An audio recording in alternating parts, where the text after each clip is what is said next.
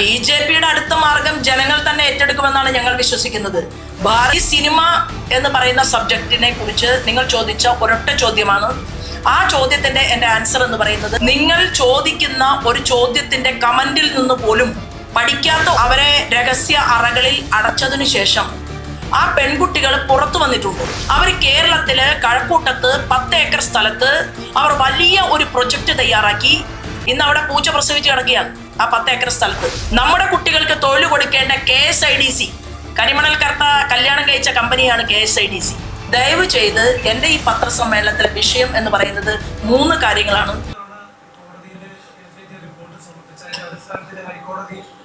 ഓരോ തവണ ജഡ്ജ്മെന്റ് ഇറക്കുമ്പോൾ SITയുടെ അന്വേഷണവും അതിലെ ഉദ്യോഗസ്ഥരുടെ ക്രെഡിബിലിറ്റി എല്ലാം തന്നെ കോടതി 100% വിശ്വാസം പ്രകടിപ്പിക്കുകയാണ്.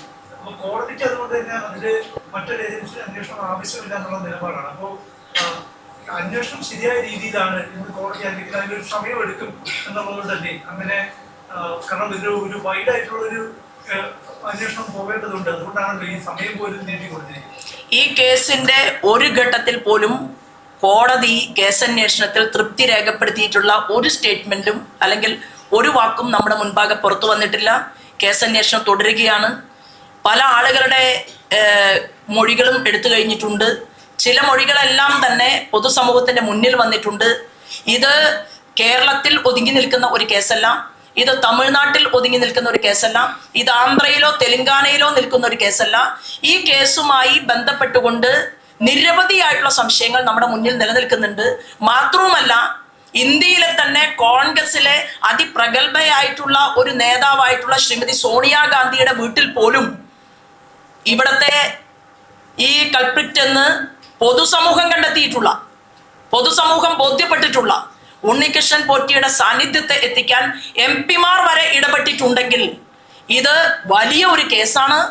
അത് തീർച്ചയായിട്ടും വ്യക്തതയോടുകൂടിയിട്ടുള്ള അന്വേഷണം ഉണ്ടാകണം.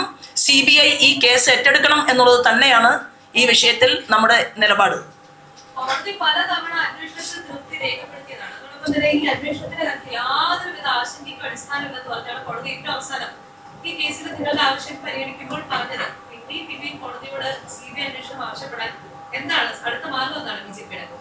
അല്ല, ബി.ജെ.പിയുടെ അടുത്ത മാർഗം ജനങ്ങൾ തന്നെ ഏറ്റെടുക്കുമെന്നാണ് ഞങ്ങൾ വിശ്വസിക്കുന്നത്. ഭാരതീയ ജനതാ പാർട്ടി നേതൃത്വം നൽകുന്ന NDAക്ക് ഒരു ആഭ്യന്തര വകുപ്പ് മന്ത്രി ഉണ്ടാകുന്നത് വരെ മാത്രമേ കള്ളന്മാർ പുറത്ത് വിഹരിക്കൂ എന്നുള്ളതാണ്.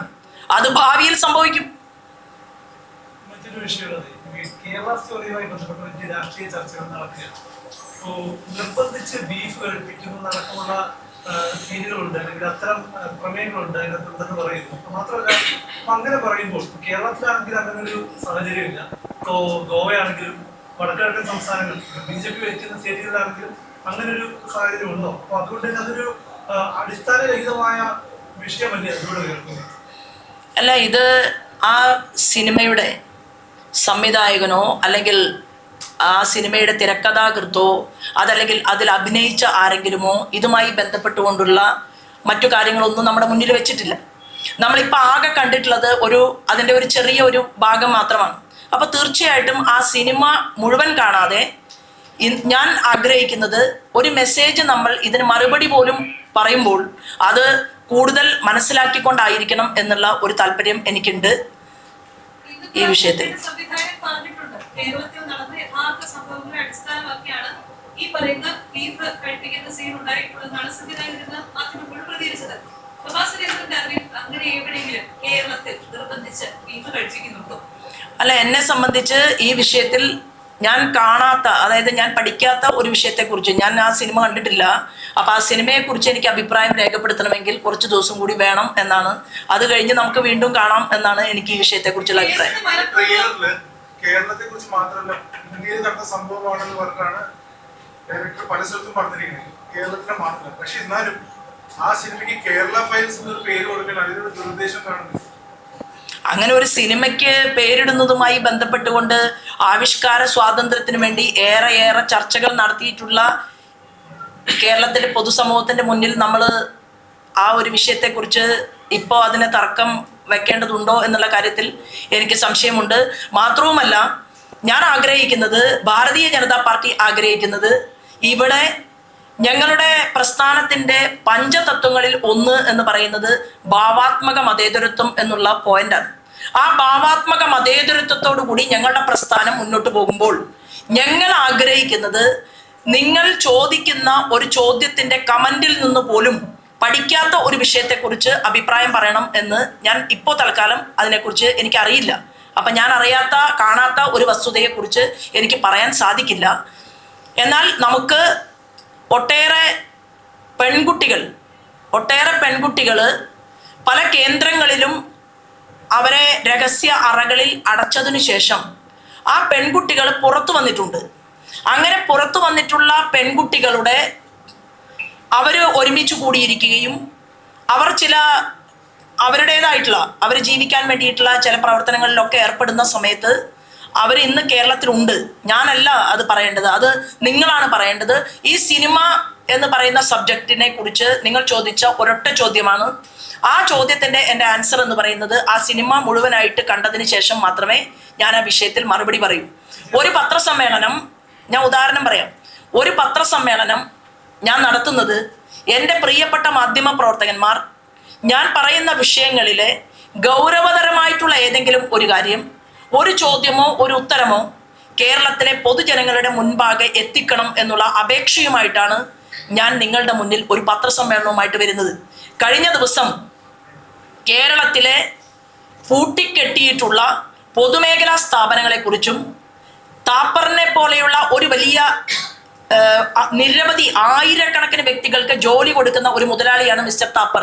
ആ താപ്പർ കേരളത്തിൽ വന്നതും ഇവിടെ വലിയ ഒരു കമ്പനി നടത്തിപ്പുമായി ബന്ധപ്പെട്ടുകൊണ്ട് അദ്ദേഹം അനുഭവിച്ച വിഷയങ്ങളും മഹാരാഷ്ട്രയിലെ വ്യാപാരി വ്യവസായികൾക്കിടയിൽ അദ്ദേഹം ചർച്ച നടത്തിയതിൻ്റെ ഒരു കുറിപ്പ് ശ്രദ്ധയിൽപ്പെട്ടതിനെ തുടർന്ന് ഞാൻ ഒരു പത്രസമ്മേളനത്തിൽ വളരെ കൃത്യമായിട്ട് അത് ഞാൻ വിവരിക്കുകയുണ്ടായി. അത് കഴിഞ്ഞതിന് ശേഷം ഞാൻ പറഞ്ഞു, ഇംഗ്ലീഷ് ഇന്ത്യ കമ്പനി എന്ന് പറയുന്ന ഒരു കമ്പനി ഇവിടെ തിരുവനന്തപുരത്ത് പ്രവർത്തിക്കുന്നുണ്ടായിരുന്നു. ആ കമ്പനിയെ കുറിച്ചുള്ള വ്യക്തമായിട്ടുള്ള വിശദ വിവരങ്ങൾ ഞാൻ നൽകി. ഒരു ആശാപുര എന്ന് പറയുന്ന ഒരു കമ്പനി, ആ കമ്പനി അവരുടെ യഥാർത്ഥ ഓണർ ഗുജറാത്തിലാണ്. അവർ കേരളത്തില് കഴക്കൂട്ടത്ത് 10 ഏക്കർ സ്ഥലത്ത് അവർ വലിയ ഒരു പ്രൊജക്റ്റ് തയ്യാറാക്കി. ഇന്ന് അവിടെ പൂച്ച പ്രസവിച്ച് കിടക്കുകയാണ്. ആ 10 ഏക്കർ സ്ഥലത്ത് അവിടെ ഒരു രീതിയിലും തെറ്റ് ചെയ്യാത്ത കുറെ ചെറുപ്പക്കാരെ ആ കമ്പനിക്കെതിരെ സംഘടിപ്പിച്ച് മാർക്സിസ്റ്റ് പാർട്ടി ആ കമ്പനി പൂട്ടിച്ചു. അങ്ങനെ ഒരു 12-15ഓളം വരുന്ന കമ്പനികൾ കേരളത്തിൽ പൂട്ടിയതും അതിന്റെ ചരിത്രവും നമുക്ക് എത്ര തൊഴിൽ കിട്ടുമായിരുന്നു എന്നതിനെ കുറിച്ചും ഇന്ന് നമ്മുടെ കുട്ടികൾക്ക് തൊഴിൽ കൊടുക്കേണ്ട KSIDC, കരിമണൽ കർത്ത കല്യാണം കഴിച്ച കമ്പനിയാണ് KSIDC. ഞാൻ അതിന്റെ വിശദാംശങ്ങളിലേക്ക് ഈ പത്രസമ്മേളനത്തിന്റെ ഭാഗമല്ലാത്തതുകൊണ്ട് കടക്കുന്നില്ല. ആ KSIDCയെ കുറിച്ചും അതുപോലെ തന്നെ സിഡ്കോയെ കുറിച്ചും ഇവിടെ വ്യവസായ നിക്ഷേപത്തിന് ആഗ്രഹമുള്ളവരെ നോക്കിക്കാണുന്ന മരിച്ചുപോയിട്ടുള്ള വ്യവസായ ശൃംഖലകളാണ് എന്നതിനെ കുറിച്ച് പറഞ്ഞ് കൃത്യമായി ഒരു 10-25 പേപ്പർ അവതരിപ്പിച്ചുകൊണ്ട് ഞാനൊരു പത്രസമ്മേളനം നടത്തിയിട്ടുണ്ടായി.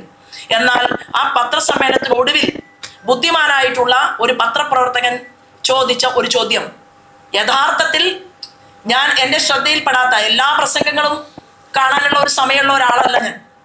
അതല്ലെങ്കിൽ നവമാധ്യമങ്ങളിൽ ഏറെ സമയം എനിക്ക് ചെലവഴിക്കാൻ സമയമില്ല. അപ്പോൾ ആ ഒരു ചോദ്യത്തിൻ്റെ ഉത്തരമായിരുന്നു ബ്രേക്കിംഗ് ന്യൂസ് ആയിട്ട് വന്നത്.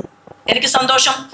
ചില കാര്യങ്ങളൊക്കെ ആ ബ്രേക്കിംഗ് ന്യൂസിലൂടെ എന്നെ ഓർമ്മപ്പെടുത്തുമ്പോൾ ഞാൻ കൂടുതൽ ഗൗരവതരമായിട്ട് നിങ്ങൾക്ക് ഉത്തരം പറയണം എന്ന് ഉള്ള ഒരു ബോധ്യപ്പെടുത്തലാണ് എനിക്ക് എൻ്റെ മാധ്യമ സുഹൃത്തുക്കൾ നൽകിയത് എന്നുള്ളത് കൊണ്ട് തിരുവനന്തപുരം കേരളത്തിൻ്റെ കേന്ദ്രമായതുകൊണ്ടും ഇവിടുത്തെ മാധ്യമ പ്രവർത്തകന്മാർ എല്ലാ ജില്ലകളെക്കാൾ കൂടുതൽ ഞാൻ പറയുകയാണ് എക്സ്പീരിയൻസ്ഡ് ആയിട്ടുള്ള ആളുകൾ കുറെ കൂടുതലുള്ള ഒരു ജില്ല. അതുകൊണ്ട് മറ്റുള്ളവരെ എന്നെ ഇനി തെറ്റിപ്പിക്കരുത്.